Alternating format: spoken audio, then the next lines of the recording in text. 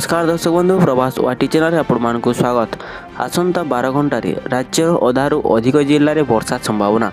9 जिला को घड़घड़ी बिजुली सह कुआपथर वर्षा पाई ऑरेंज अलर्ट जारी कर तेज दर्शक बंधु क्यों जिला गुड़िक समस्या देखा मिलो क्यों क्यों जिला वर्षार संभावना रही तेज आसतु जाना ता पूर्व भिडियो को लाइक करूँ, चैनल टी सब्सक्राइब करूँ और पाखे बेल आइकन टी ऑन करूँ जहाँफल संपूर्ण नुआ नुआ भिडियोटी आपको बहुत जल्दी पहुँची पार।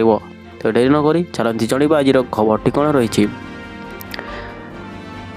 बालेश्वर, भद्रक, जाजपुर, मयूरभंज, केन्दुझर, ढेंकानाल, सुंदरगढ़, झारसुगुड़ा और केन्दुझर जिला को सतर्क सूचना करथिबा बेले एही समय 50 ରୁ 60 किमी पवन बहिबार संभावना देछि विभाग।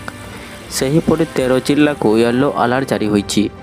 संबलपुर, देवगढ़, अनुगुल, नयागढ़, खोर्धा, कटक, जगतसिंहपुर, पुरी, गजपति, गंजाम, रायगड़ा, कलाहांडी और कंधमाल को सतर्कता सह 40 ରୁ 50 किमी पवन बहिबार संभावना देछि पाणीपाग विभाग। सेहीपरि आज 4 जिला को मयूरभंज, केन्दुझर, बालेश्वर और भद्रक रे कुआपथर वर्षा सह झड़ी पवन दे ऑरेंज अलर्ट जारी करिछि आंचलिक पाणीपाग विभाग केन्द्र। सेहीपरि गंजाम और गजपति जिला को येलो अलर्ट जारी होइछि। 24 जाए एभली स्थिति रहिबा सह वर्षा समय लोकों को सतर्क रहिबा को परामर्श देछि आंचलिक पाणीपाग विज्ञान केन्द्र।